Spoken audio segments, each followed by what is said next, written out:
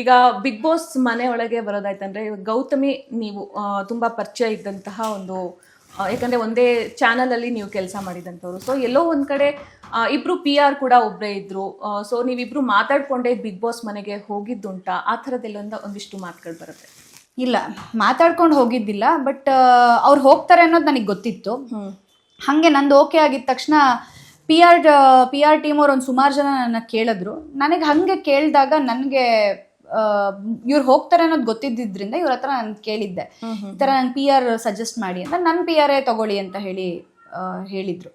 ಅದು ಅವ್ರು ಹೇಳಕ್ಕೂ ಮುಂಚೆ ಏನಾಗಿತ್ತು ಅಂದ್ರೆ, ನನಗೆ ಇವ್ರು ಗೌತಮಿ ಅವ್ರ ಹೆಸರು ಹೇಳ್ಕೊಂಡು ಅವ್ರ PR ನಂಗೆ ಕಾಲ್ ಮಾಡಿರ್ತಾರೆ ಫಸ್ಟ್, ಈ ತರ ನಾವು ಗೌತಮಿ ಅವ್ರದ್ದು ಹ್ಯಾಂಡಲ್ ಮಾಡ್ತಾ ಇದೀವಿ ಅಂತ. ಅವಾಗ ನಾನು ಗೌತಮಿಗೆ ಫೋನ್ ಮಾಡಿ ಕೇಳ್ತೀನಿ, ಈ ತರ ಹಿಂಗೆ ಹೌದಾ ಅಂತ ಹೇಳಿ. ಹೌದು, ನಂಗೆ ನಾನು ಮೀಟಿಂಗ್ ಎಲ್ಲ ಮಾಡಿದ್ದೀನಿ, ನೀವು ಕೊಡ್ಬೋದು ಅವರಿಗೆ ಪೇಜ್ನ ಅಂತ ಹೇಳ್ತಾರೆ. ಹಂಗೆ ಕೊಟ್ಟಿದ್ದೆ ಹೊರತು ಅದಕ್ಕೂ ಮುಂಚೆ ನಾವು ಕುತ್ಕೊಂಡು ಮಾತಾಡಿದ್ದು ಅವೆಲ್ಲ ಏನೂ ಇಲ್ಲ. ಆ್ಯಂಡ್ 2 ದಿನ ಇತ್ತು ನಾನು ಹೋಗೋಕ್ಕೆ ಟೈಮ್. ಸೊ ಹಾಗಾಗಿ ಅಷ್ಟೆಲ್ಲ ಡಿಸ್ಕಷನ್ ಮಾಡ್ಕೊಂಡು ಹೋಗಿ ಅಲ್ಲೇನೋ ಎಕ್ಸಿಕ್ಯೂಟ್ ಮಾಡ್ಬೋದು ಅನ್ನೋ ಥರನೂ ಇರಲಿಲ್ಲ. ಓಕೆ, ಸೊ 2 ದಿನದಲ್ಲಿ ನೀವು ಕನ್ಫರ್ಮ್ ಮಾಡಿದ್ದು ಅಲ್ಲಿ ಹೋಗೋದಕ್ಕೆ ಅಂತಂದು.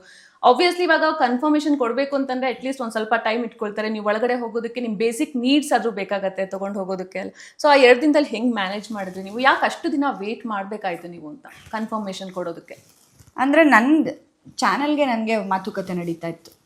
ಸೊ ಆ ಮಾತುಕತೆಯಲ್ಲಿ ನಿಧಾನ ಆಯ್ತೆ ಹೊರತು ಈ ವಿಚಾರದಿಂದ ನಾನು ಹೋಗ್ಬಾರ್ದು ಅನ್ನೋ ವಿಚಾರದಿಂದ ಅಲ್ಲ.